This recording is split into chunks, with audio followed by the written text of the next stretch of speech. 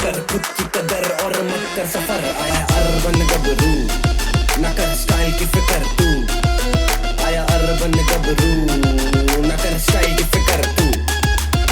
समझा गया? आप लोग जानते हो कि पिछले 4-5 महीने से मैं अपने बाल लंबे करने की कोशिश कर रहा हूँ और इस टाइम पीरियड में मैंने एक चीज़ नोटिस करी है जो मैं आपको भी बताना चाहता हूँ कि बाल लंबे करना सबके बस की बात नहीं है। ये बिल्कुल भी आसान चीज़ नहीं है। लंबे बाल मतलब ज़्यादा डैंड्रफ, लंबे बाल मतलब ज़्यादा गंदगी, लंबे बाल मतलब ज़्यादा रफ हेयर।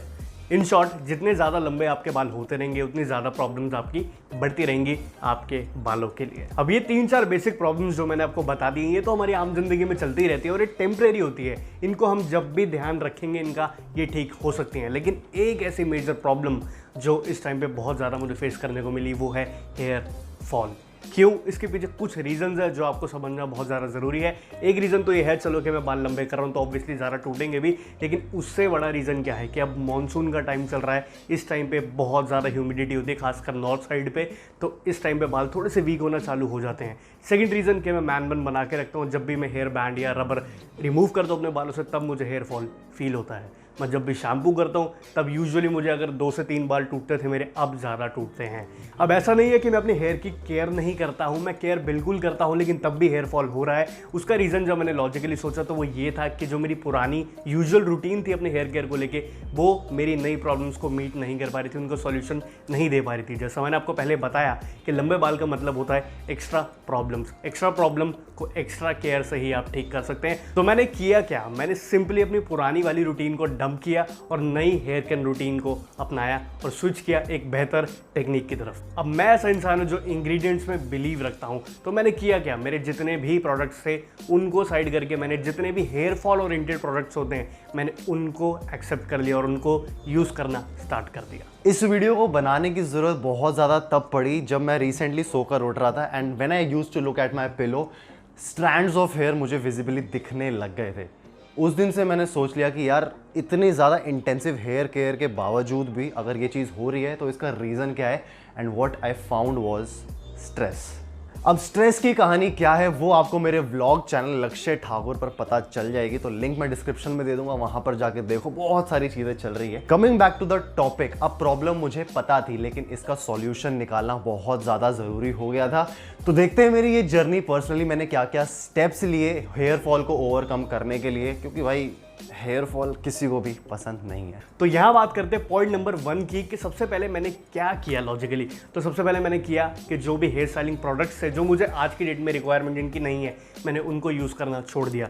क्योंकि अब मैं बाल को ग्रो कर रहा हूँ तो मुझे बाल खड़े भी नहीं करने हैं, मुझे बाल स्टाइल भी नहीं करने हैं। सिंपली मैं मैन बन बना के रखता हूँ यूजुअली, तो मुझे ना हेयर वैक्स की नीड है, ना इस टाइम पर मुझे हेयर स्प्रे की नीड है, ना किसी भी टेक्सचर प्रोवाइडर या फिर किसी भी होल्ड प्रोवाइडर की ज़रूरत है। तो मैंने सबसे पहले तो इन प्रोडक्ट्स को यूज़ करना बंद कर दिया। दूसरा, मुझे लगा कि अभी मैं इतना बाहर भी नहीं निकलता हूँ, निकलता भी तो शूट्स वगैरह के लिए निकलता हूँ और ना ही मुझे बाल सेट करने होते हैं, तो इसलिए मुझे लगा कि मुझे अभी नीड नहीं है इन हेयर स्टाइलिंग प्रोडक्ट्स को यूज़ करने की। तो अगर आपके साथ भी सेम केस है कि आप बाल बढ़ाना भी चाहते हो, मॉनसून भी चल रहा है और आप बाहर भी नहीं निकलते हो, तो आपको भी बहुत ज़्यादा हेयर स्टाइलिंग प्रोडक्ट्स यूज़ करने की नीड नहीं है। So firstly I was using a regular shampoo जो मैं नॉर्मली अपने हेयर केयर रूटीन में फॉलो करता हूँ। मैंने सोचा यार एवरीथिंग इज ग्रेट, क्या ज़रूरत है मुझे करने की, लेकिन एट द सेम टाइम मुझको होने लग गया हेयर फॉल।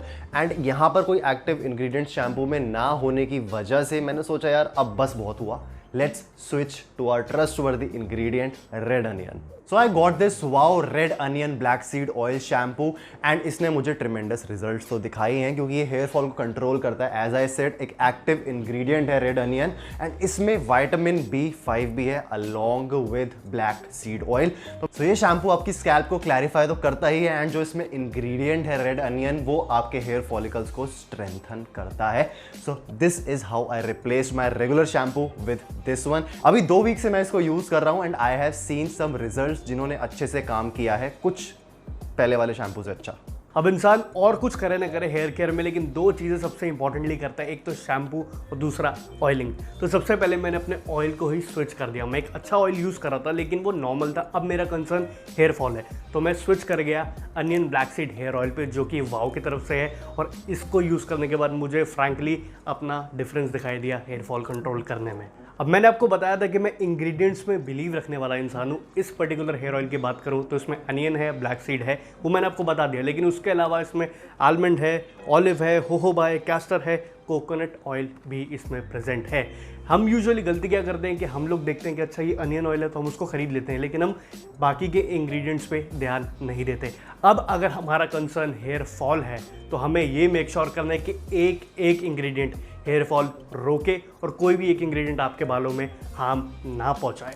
और हेयर फॉल में हम यूजुअली ये गलती भी करते हैं कि हम ज़्यादा ऑयल लगाते रहते हैं, ये सोच के कि भाई केयर बहुत ज़रूरी है, लेकिन ज़्यादा मसाज करने से भी बाल वीक पड़ते हैं। तो इसलिए हफ्ते में सिर्फ 1 या मैक्सिमम 2 बार आप हेयर ऑयल अप्लाई कर सकते हो, क्योंकि अगर आपको डैंड्रफ भी हो रहा है सेम टाइम में, तो डैंड्रफ भी 2 केसेस में होता है, या तो बाल जब बहुत ज़्यादा रफ हो जाते हैं, ड्राई हो जाते हैं, या फिर बहुत ज़्यादा जब ऑयली या स्वेटी हो जाते हैं। तो 1 या 2 बार करोगे तो आपके बालों में वो बैलेंस बना रहेगा और आपके बाल हेल्दी भी रहेंगे। और एक खास बात और जो इस प्रोडक्ट की मुझे लगी कि इसके साथ आपको हेयर कोम्ब एप्लीकेटर भी मिलता है, जिसको आप टॉप पे लगा के इजीली इसको लगा भी सकते हो ऑयल को, और इसको स्प्रेड भी कर सकते हो, और आपके रूट्स में भी ये अच्छे से जा सकता है और एब्जॉर्ब हो सकता है।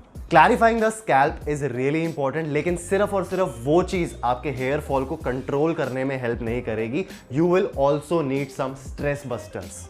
अराउंड 45% लोगों को इस दुनिया में, इस पूरी दुनिया में स्ट्रेस के कारण हेयर फॉल होता है, एंड मेरे नोन में भी ऐसे बहुत सारे लोग हैं जिनको इसी वजह से हुआ है। मेरे केस में लाइट एक्सरसाइज मेरे लिए स्ट्रेस बस्टर थी, क्योंकि देखो अभी कोविड की वजह से जिम खुले नहीं थे एंड मेरा बाहर जाना हो नहीं रहा था, एंड काफ़ी ज़्यादा मैं इरिटेटेड और टेंशन में रहने लग गया था। एंड ये स्ट्रेस जो चीज़ है ना, हल्के में लेने की चीज़ बिल्कुल भी नहीं है। इस पर आपको काम करना पड़ेगा, इसको आपको ओवरकम करना पड़ेगा, क्योंकि ये एक मेजर रीज़न है आपकी हेयर फॉल होने में। See this is pure science. जितना आप लोग खुश रहोगे उतना आप ज़्यादा अच्छे से ग्रो आउट करोगे, उतना ज़्यादा अच्छे से आप अपनी प्रॉब्लम्स को भी सॉल्व कर सकोगे। एंड अगर आप एक एक्सरसाइज या फिर एक फिजिकल रूटीन में आ जाते हो, आपकी ब्लड सर्कुलेशन जो हो जाएगी ना, उससे अच्छी कोई चीज नहीं होने वाली। So this is my top recommendation. कुछ भी चीज करो अपना स्ट्रेस बस्ट करने के लिए। अब आई एम श्योर कि हमने इतनी सारी वीडियोस में आपको अनियन के बेनिफिट्स बताए और आज भी अनियन ऑयल, अनियन शैम्पू के बारे में बताया।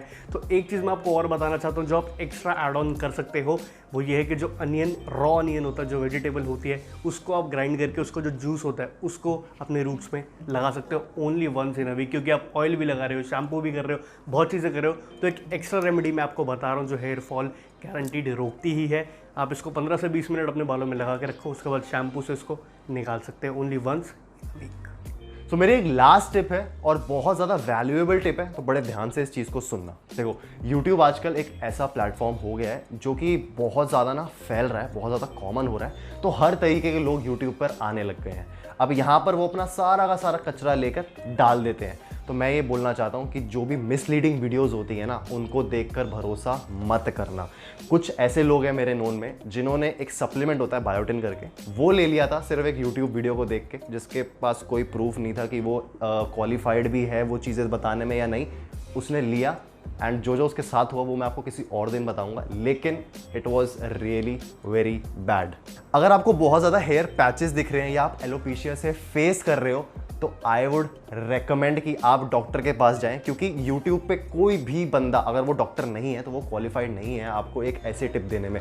मानता हूँ हमने भी बहुत सारी टिप्स दी हैं एंड बहुत लोगों की हेल्प भी हुई है, लेकिन कब भी ऐसे हेयर पैच वाली या फिर ऐसी बहुत ज़्यादा बड़ी चीज़ आती है तो हम उसको बोलते हैं कि भाई तू डॉक्टर को दिखा ले, ये हम नहीं बता सकते हैं। और ऐसे सिवियर केसेस हमेशा एक प्रोफेशनल के हाथ में सौंपे जाने चाहिए। तो ये मेरे पॉइंट्स थे जो मैं चाहता हूँ कि आप लोग बड़े ध्यान से सुनो। अगर हेयर फॉल हो भी रहा है ना, कोई बात नहीं यार, इट विल गो इवेंचुअली। तो बस अपने ऊपर भरोसा रखो and keep moving ahead with life. And आज की वीडियो को खत्म करते हैं। तो आज की वीडियो में हमने आपको बताया कुछ ऐसे पॉइंट्स जिससे आप हेयर फॉल कंट्रोल कर सकते हो। अगर आपको ये पॉइंट से वीडियो अच्छे लगी है तो उसको लाइक करना बिल्कुल भी मत भूलना। इस वीडियो को ज़्यादा से ज़्यादा शेयर करो। सबके हेयर फॉल को कंट्रोल करना हमारे हाथ में ही है भाई। आप हमें इंस्टाग्राम पे फॉलो कर सकते हो, आप मुझे इंस्टाग्राम पे फॉलो कर सकते हो। सो आपसे मिलते हैं नेक्स्ट वीडियो में। लक्ष्य ठाकुर व्लॉग चैनल सब्सक्राइब करना मत भूलना, लिंक आपको डिस्क्रिप्शन में मिल जाएगा। Till the next time, stay sexy, stay stylish, be a gabru, urban gabru, out.